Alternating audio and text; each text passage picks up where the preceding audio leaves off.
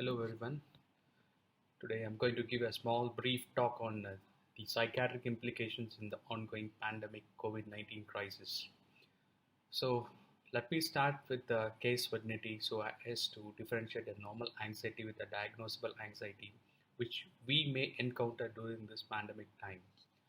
So I have been treating a 27-year-old male for the last 3 years. He has been diagnosed with obsessive compulsive disorder with an anxiety illness. So it's a comorbid disorder. His symptoms started after his close friend passed away due to multiple medical complications. So this triggered within him feelings and the thoughts that something went bad was going to happen to him as well. With the constant obsessive thoughts of getting infected with the germs or some virus, he would incessantly check the internet for signs and symptoms that he imagined he had for a longer period of time after he spent DC state. For months, he thought that he had low immunity and assumed that he had some kind of autoimmune disorders or some kind of virological illness that was not easily diagnosable by any physicians. This slowly translated to his fear of contracting HIV and other infectious diseases. Thus emerged his repetitive compulsions of hand washing, checking, doubting, and cleaning. Eventually, he gave up his job, socially withdrew from his friends, and confined himself to his bedroom as he was riddled with severe anxiety and panic attacks. However, over a period of 4 to 5 months, with regular medication for his OCD and anxiety, the intensity and the frequency of his symptoms gradually reduced, and thereby he started to visit me very often and was under regular medications along with some relaxation techniques and with some counseling therapies. But with the recent outbreak of the COVID-19 and the social distancing while staying indoors, his symptoms worsened significantly in the last 2 weeks. This is, however, not a rare case. We have suddenly seen an increased number of psychiatric related cases for the past 2 to 3 weeks, and depending on this situation, it is likely to get worse, assuming it will get worse than we are thinking of today. Now, for adults and children who have a predisposed personality or suffer from any kind of anxiety disorders, depression, panic attacks, stress, OCD, hypochondria, claustrophobia, or any other mental disorders, the lockdown and social isolation can be very difficult and even unravel many symptoms and thereby exaggerating symptoms, even though the patient is on regular medications and other form of therapy sessions.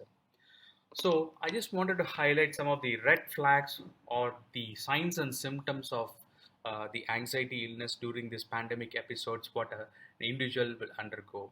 So there will be a worsening of pre-existing symptoms related to stress, anxiety or depression, constant obsessive intrusive rumination thoughts that cannot be controlled or stopped with regard to the virus like contracting it, getting quarantined, even more terrible conditions, spreading it to others, fear of self or the loved ones dying, and anxiety about having access to investigations or treatment.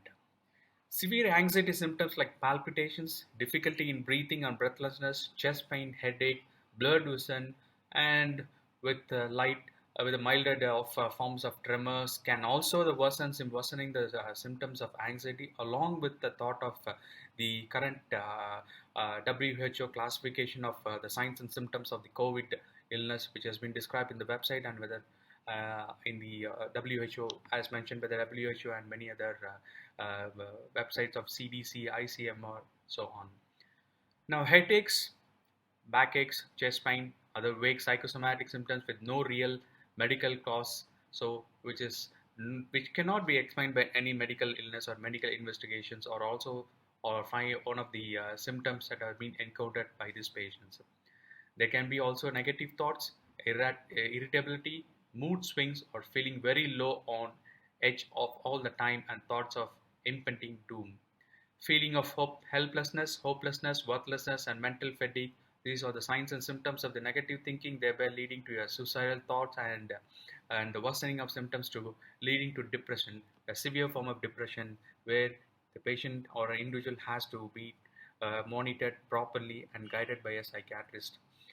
So all these kinds of symptoms or repetitive behavior that includes a constant checking, cleaning, hoarding, face masks, medication, and use of the hand sanitizers, and increased hand washing and bathing, obsessive reading or watching TV, news, social medias, or the internet for the further information the topic of the particular illness, they will lead to an increased mounting of anxiety illness where an individual gets affected easily.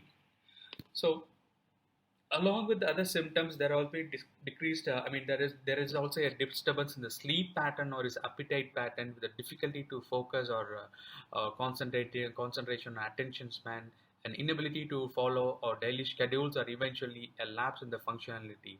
Now, many of the people are working from home. So many of the people who are those who are working at home has got their kind of work activity, work schedules as per their company schedules. But some of the people who are homebound, like some of the persons who are doing some business or some other any kind of non-medical professions, or sitting at home all the day for during the breakdown and isolated state, all these things can eventually lead to a greater psychiatric illness or a greater psychiatric problem, thereby leading to a helpless state of mind.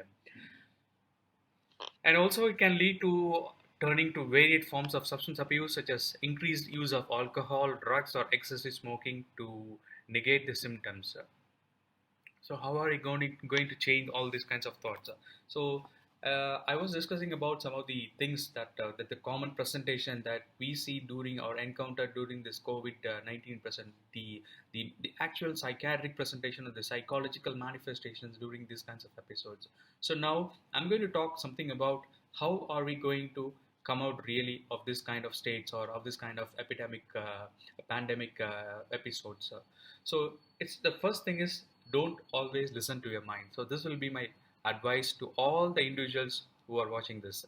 So this is nothing but listen to what your mind says is there, and then look at the evidence for what it is really there. That is, you have to try to do this by, for example, instead of I'm saying I'm going to get it ill, I say I am having the thought and I am going to get ill. To emphasize this, your mind telling you that not the reality. We have control over of how much we think about it. We do have control over our thoughts, although it is hard work sometimes to control them. Now, worrying about it won't guarantee a better outcome. So try to allocate some brain space for important things too. While online support like the telecommunication therapies and telepsychiatric support can be extremely helpful, it is important to find a balance between your mind, online and offline life. So, in order to help the right balance, here are some of my personal suggestions that I would like to listen to it. So, setting aside some regular time for something offline, like reading a book, doing some physical exercise, and being outdoors in nature, or trying to do out some kind of relaxation techniques. Protecting time in your day-to-day eating habits, like eating healthy foods and getting a good amount of sleep. Sometimes online support alone is not enough. So if you're feeling unwell or being online isn't helpful, but it may be a good idea to seek offline support. If you are finding that being online is starting to have a negative impact on your mental health, you may need to take a break for a while. Now, many of the patients we have seen in many of our social medias and the news that the stigma plays a major role in these COVID patients, and also not only the COVID patients but also the COVID family members. They are undergoing the psychological consequences of the stigmatization in the patients of COVID significant others. So I just wanted to clarify some of this, how to overcome the stigma. So I would like to ask any individual not to refer a people with the disease as COVID-19 cases, victims, COVID-19 families, or the deceased. So they are the people who have had COVID-19, people who are being treated for COVID-19, or people who are recovering from the COVID-19. And after recovering from COVID-19, their life will go on with their job, families, and the loved ones. So it is important to separate a person from having an identity defined by COVID-19 in order to reduce stigma. So, to conclude my small talk, some of the main take home messages will be: avoid speculation and focus on facts. So, knowledge is power. The more you know about a certain issue, the less fearful you may feel. Number two is, make sure to assess and believe only the most reliable sources of information for self protection. And number three is do not follow any sensational news or social media posts which may impact your mental state right now.